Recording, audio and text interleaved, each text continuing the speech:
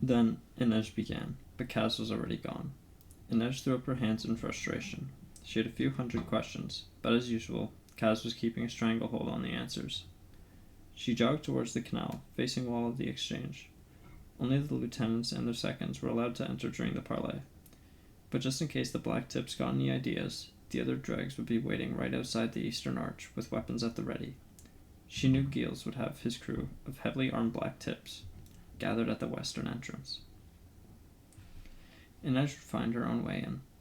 The rules of fair play amongst the gangs were from Per Haskell's time. Besides, she was the Wraith. The only law that applied to her was gravity. And some days she defied that too.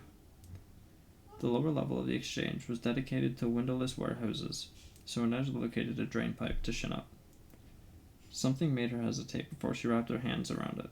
She drew a bone lathe from her pocket and gave it a shake, casting a pale green glow over the pipe. It was slick, with oil. She followed the wall, seeking another option, and found a stone cornice bearing a statue of Kirch's three flying fishes within reach. She stood up on her toes and tentatively felt along the top of the cornice. It had been covered in ground glass. I am expected, she thought with a grim pleasure. She joined up with the dregs less than 2 years ago, just days after her 15th birthday. It had been a matter of survival, but it gratified her to know that in such a short time she'd become someone to take precautions against. Though, if the Black Tips thought tricks like this would keep the Wraith from her goal, they were sadly mistaken. She drew 2 climbing spikes from the pockets of her quilted vest and wedged first one, then the other between the bricks of the wall as she hoisted herself higher, her questing feet finding the smallest holds and ridges in the stone. As a child, learning the high wire, she'd gone barefoot. But the streets of Ketterdam were too cold and wet for that. After a few bad spills, she paid a Grisha fabricator working in secret out of a gin shop on the Windstraat to make her a pair of leather slippers with nubbly rubber soles. They were perfectly fitted to her feet and gripped any surface with surety. On the second story of the exchange, she hoisted herself onto a window ledge just wide enough to perch on. Kaz had done his best to teach her, but she didn't quite have his way with breaking and entering, and it took her a few tries to finesse the lock. Finally, she heard a satisfying click, and the window swung open on the deserted office, its walls covered in maps marked with trade routes, and chalkboards listing share prices and the names of ships. She ducked inside, refastened the latch, and picked her way past the empty desks with their neat stacks of orders and tallies. She crossed to a slender set of doors and stepped onto a balcony that overlooked the central courtyard of the exchange. Each of the shipping offices had one. From here, callers announced new voyages and arrivals of inventory, or hung the black flag that indicated that a ship had been lost at sea with all its cargo. The floor of the exchange would erupt into a flurry of trades. Runners would spread the word throughout the city, and the price of goods, futures, and shares in outgoing voyages would rise or fall. But tonight, all was silent. A wind came in off the harbor, bringing the smell of the sea, ruffling the stray hairs that escaped the braided coil at the nape of Inej's neck. Down in the square, she saw the sway of lamplight, and heard the thump of Kaz's cane on the stone as he and his seconds made their way across the square. On the opposite side, she glimpsed another set of lanterns heading towards them. The Black Tips had arrived. Inej raised her hood. She pulled herself onto the railing and leapt soundlessly into the neighboring balcony. Then the next, tracking Kaz and the others around the square, staying as close as she could. His dark coat rippled in the salt breeze, his limp more pronounced tonight, as it always was when the weather turned cold.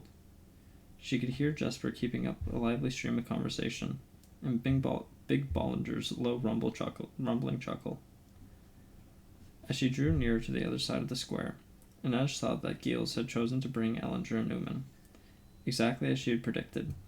Inej knew the strengths and weaknesses of every member of the Black Tips, not to mention Harley's Pointers, the Liddies, the Razor Gulls, the Dime Lions, and every other gang working the streets of Ketterdam. It was her job to know that Giles trusted Elzinger, because they'd come through the ranks of the Black Tips together.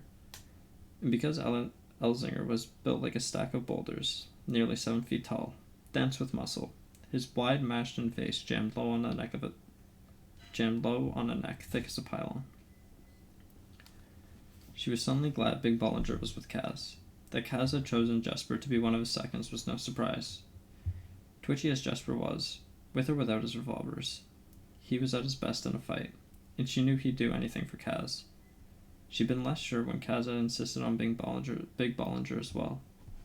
Big Ball was a bouncer at the Crow Club, perfectly suited to tossing out drunks and wasters, but too heavy on his feet to be much use when it came to a real tussle. Still, at least he was tall enough to look Elzinger in the eyes. Inej didn't want to think too much on Giel's other second. Uman made her nervous. He wasn't as physically intimidating as Elzinger. In fact, Uman was made like a scarecrow, not scrawny, but as if beneath his clothes his body had been put together at wrong angles. Word was, he once crushed a man's skull with his bare hands, wiped his palms clean off his shirt front, and kept right on drinking. Inej tried to quiet the unease rolling through her, and listened to Giels as Kaz made small talk in the square, while their seconds patted each of them down to make sure no one was carrying. Naughty, Jesper said as he removed a tiny knife from Elzinger's sleeve and tossed it across the square. Clear, declared Big Bollinger as he finished patting down Giels and moved on to Uman. Kaz and Giels discussed the weather. A suspicion that the Cooperom was serving watered down drinks now, and that the rent had been raised, dancing around the real reason they'd come here tonight. In theory, they would chat, make their apologies, agree to respect the boundaries of Fifth Harbor, and then all head out to find a drink together. At least, that's what Per Haskell had insisted. But what does Per Haskell know? Inej thought as she looked for the guards patrolling the roof above, trying to pick out their shapes in the dark. Haskell ran the dregs, but these days he preferred to sit in the warmth of his room, drinking lukewarm lager, building model ships, and telling long stories of his exploits to anyone who would listen. He seemed to think territory wars could be settled as they once had been, with a short scuffle and a friendly handshake. But every one of Inej's senses told her that this was not how this was going to play out. Her father have said the shadows were about their own business tonight. Something bad was going to happen here. Kaz stood with both gloved hands resting on the carved crow's head of his cane.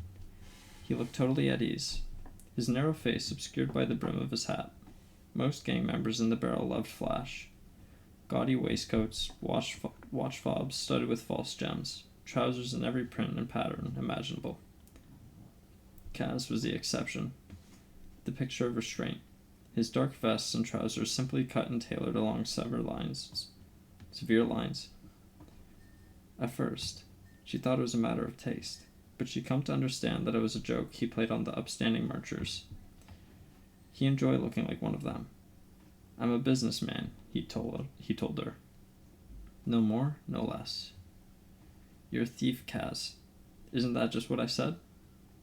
Now he looked like some kind of priest come to preach to a group of circus performers. A young priest, she thought with another pang of unease. Kaz had called Giels old and washed up, but he certainly didn't seem that way tonight. The black tips lieutenant might have wrinkles creasing the corners of his eyes and burgeoning jowls beneath his sideburns, but he looked confident, experienced. Next to him, Kaz looked, 17. Let's be fair, Ja. All we want is a bit more scrub, Giel said, tapping the mirrored buttons of his lime green waistcoat. It's not fair for you to call every spend happy tourist stepping off a pleasure boat at Fifth Harbor. Fifth Harbor is all ours, Giels, Kaz replied. The dregs got first crack at the pigeons who come looking for a little fun. Giel shook his head. You're a young one, Brecker, he said with an indulgent laugh. Maybe you don't understand how these things work. The harbors belong to the city, and we have as much right to them as anyone. We've all got a living to make. Technically, that was true, but Fifth Harbor had been useless and all but abandoned by the city when Kaz had taken it over. He'd had it dredged, and then built out the docks and the quay, and he'd had to mortgage the Crow Club to do it. Per Haskell had railed at them and called him a fool for the expense, but eventually he relented. According to Kaz, the old man's exact words have been, "Take all the rope and hang yourself," but the endeavor had paid for itself in less than a year. Now Fifth Harbor offered berths to merchant ships, as well as boats from all over the world, carrying tourists and soldiers eager to see the sights and sample the pleasures of Ketterdam. The dregs got first try of all of them, steering them and their wallets into brothels, taverns, and gambling dens owned by the gang. Fifth Harbor had made the old man very rich, and cemented the dregs as real players in the barrel, in a way that not even the success of the Crow Club had. But with profit came unwanted attention. Keels and the black tips had been making trouble for the dregs all year, encroaching on Fifth Harbor, picking off pigeons that weren't rightfully theirs.